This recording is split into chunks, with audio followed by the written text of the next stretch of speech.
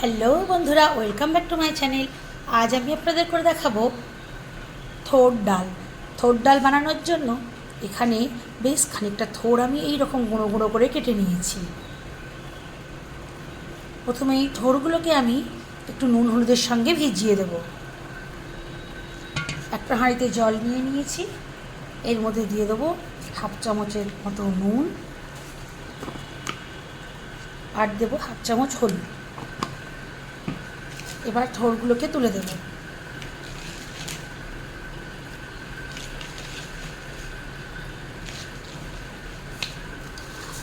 এখন খুব ভালোভাবে এই নুন হলুদের সঙ্গে চটকে চটকে দিয়ে দেবো। আপনারা চাইলে এমনিও শুধু নুন দিয়েও চটকাতে পারতেন, বাট কেমন কালো কালো হয়ে যায়, আমি সেই জন্য এটা একটু নুন হলুদ দিয়ে দিই।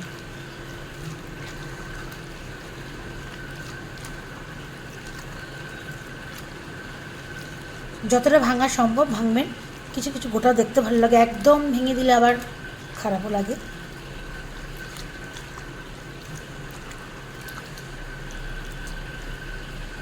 এই দেখুন, থোড়টাকে পুরো ভেঙে এরকম হয়ে গেছে।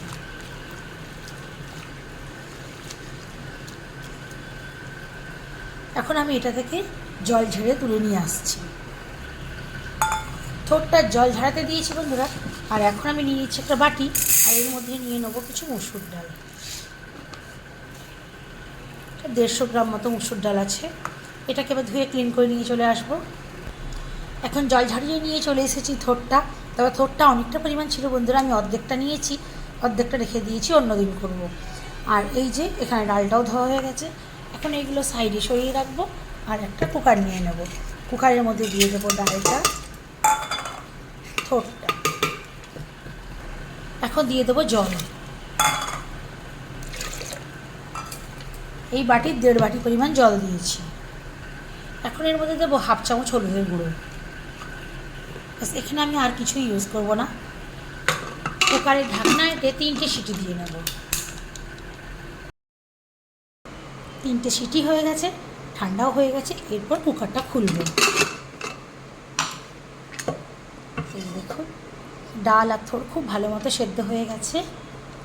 এখন যেটা করতে হবে, এখন ওভেনটা জ্বালিয়ে দিয়েছি, এর মধ্যে কুকারটা বসিয়ে দেবো।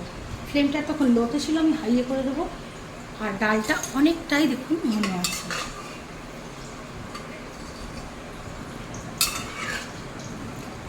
দেখুন অনেকটাই ঘন। ডালটাকে একটু আমি নেড়ে নেব। ডাল ম্যাশার দিয়েও ম্যাশ করতে পারেন, বাট এতটা পরিমাণ সেদ্ধ হয়ে গেছে, ম্যাশ করার দরকার নেই, 3টে সিটি দিলেই হয়ে যায়। এবার আমি 1 বাটি পরিমাণ জল দিয়ে দেবো।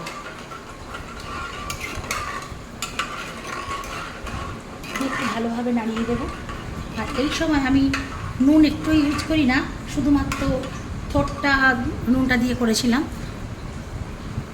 তো নুনটা একদমই দেওয়া হয় না। এখন নুন দেবো।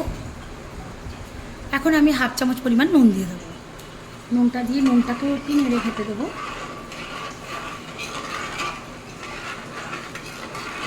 আর আপনি যদি চান এর মধ্যে একটু চিনিও ইউজ করতে পারেন, তবে আমাকে ভালো লাগে না চিনি, আমি দেবো না। খুব ভালোভাবে ফুটে গেছে, এবার নামিয়ে দেবো। এখন ওভেনে বসিয়ে দেবো একটা ননস্টিকের কড়াই, দিয়ে দেবো সর্ষের তেল। তেলের মধ্যে দেবো হাফ চামচ গোটা জিরে।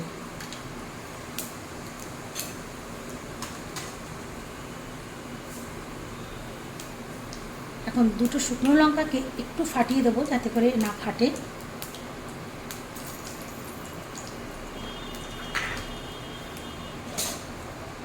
হালকা একটু নেড়ে নেব। এবার দিয়ে দেবো কুচনো পেঁয়াজ।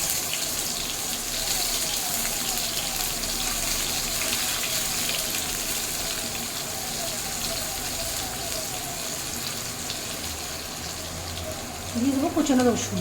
এখানে আপনারা খেতে করা রসুনও ইউজ করতে পারেন, তবে আমার মনে হয় কুচনো রসুন দিলে বেশি ভালো হয়, তো আমি এখানে কুচনো রসুনই ইউজ করেছি।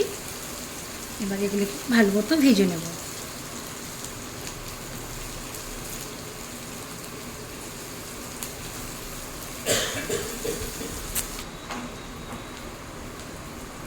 একটু একটু সময় নিয়ে রসুন পেঁয়াজের কাঁচা ভাবটা যতক্ষণ না যায় ততক্ষণ ভাজতে হবে।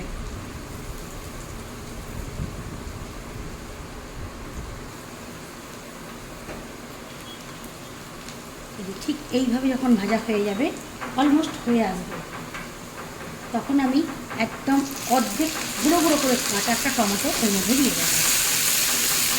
এটাকেও পেঁয়াজ রসুন নিয়ে ভালো মতো ভেজে নেব। মিনিটখানেক এইভাবে হাই ফ্লেমে নাড়ার পর দেখুন কালারটা ঠিক এইভাবে এসে যাবে, আর টমেটোটাও ভাজা হয়ে গেছে।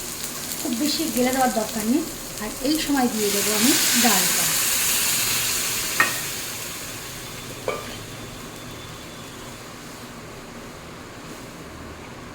ঘনত্বটা দেখুন যথেষ্ট গাঢ়ই আছে।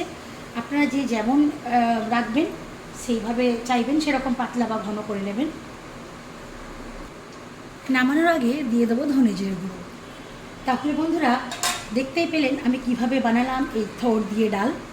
আমার এই থোড় ডাল রান্নার রেসিপিটা আপনাদের কেমন লাগলো অবশ্যই কমেন্টের মাধ্যমে জানাবেন।